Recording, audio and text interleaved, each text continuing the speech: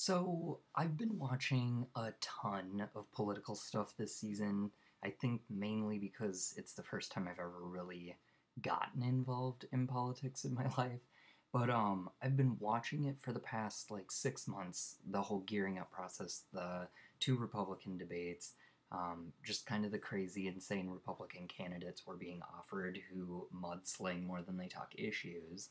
And they all seem racist and like super incompetent, which terrifies me.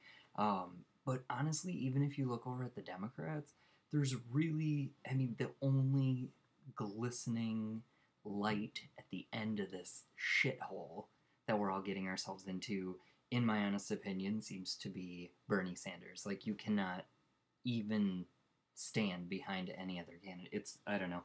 To me, the whole political spectrum looks really bleak. But I think this offers a really cool, unique side of politics that hasn't really played out before, or at least on this broad of a scale. And now that we have internet and social media sites like Twitter and YouTube and Facebook keeping us connected all over the world, like instantly, I think we the people are going to start taking more control back.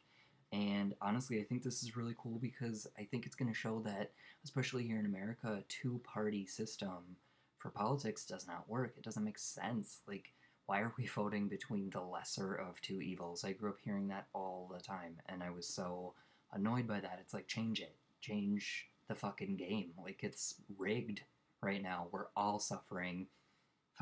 We're fighting wars on drugs. What the fuck is that? I don't even know what that is. That's a made up war that America started against black people to keep them down, like the whole crack epidemic. This shit is real and nobody talks about it, and we sit and vote every 4 years for a fake politician to like go in and play with our balls and make us happy, and then we're just disappointed and nobody's fighting for the people, and it's repetitive. And that's why I see, a little hope with Bernie. Like, he hasn't been up there mudslinging. He's talking facts. He's speaking out for every minority group. He's trying to get the people's voice heard. He stands behind raising minimum wage. He stands behind gay rights. He wants the Black Lives Matter movement to succeed. Like, he's not preventing anyone's platform from being heard, and I think that's really unique in the spectrum of politics.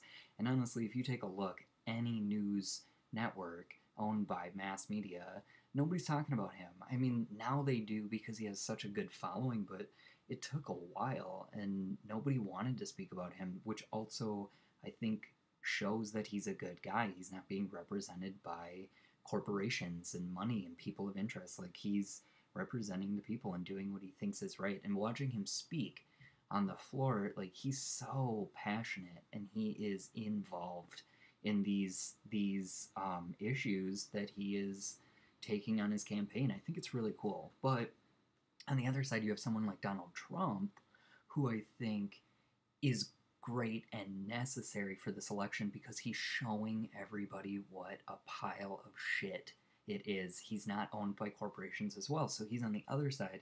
Now, I don't think he'd make a good president. I wouldn't back him because he's racist, among many other things, sexist. I mean, he's a lot of ists. But he is honest, and he is saying how he feels, and that is something we don't see in politics, especially in America, ever, so you have to respect it. Does what he says make sense? No. Is he racist? Yes. Do you have to agree with his thoughts? No. But he's calling out these politicians for being shady, and he's telling you that big money's buying politics, and that's stuff we need to hear. So you're getting it on both ends. This is a really cool election. Even if you're not interested in politics, it's something worth paying attention to.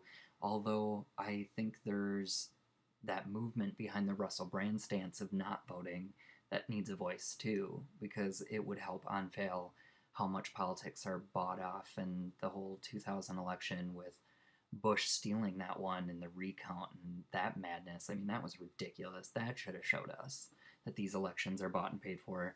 But we have many ways that are showing us now. It's so fabulous. Take advantage of looking up any of these, and investing some time to critically think about what the fuck is going on and why so many lies. Why so many lies? And why is it so crazy when people like Bernie Sanders or Donald Trump speak the truth in their own way?